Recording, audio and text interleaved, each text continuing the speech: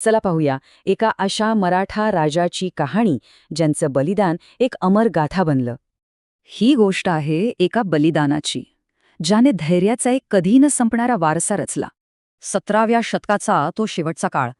अफाट मुघल सैन्य दख्खनच्या पठारावर चालून आलं होतं.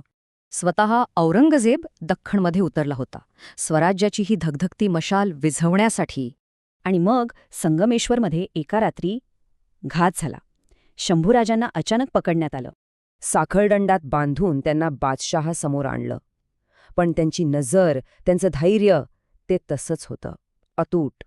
औरंगजेबानं एक प्रस्ताव ठेवला. त्याला वाटलं राजाचं आयुष्य आता त्याच्या मुठीत होतं. एका बाजूला होतं धर्मांतर करून जगणं आणि दुसऱ्या बाजूला होता धर्मासाठी मृत्यू. त्यांच्या डोळ्यात भीती नव्हती, होता फक्त एक निर्भय ठाम नकार.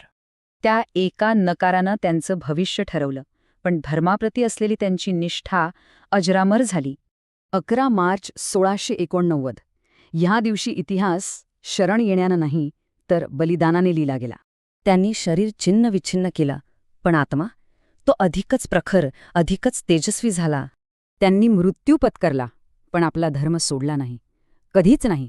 तुळापूरच्या काठावर देह संपला, पण तिथूनच एका अमर ज्वालेचा प्रवास सुरू झाला. या बलिदानाने मरगळलेल्या मराठ्यांमध्ये एक नवी आग पेटवली, स्वराज्याच्या लढ्याची एक नवी पहाट उगवली. बलिदान विजय कसा होऊ शकतो?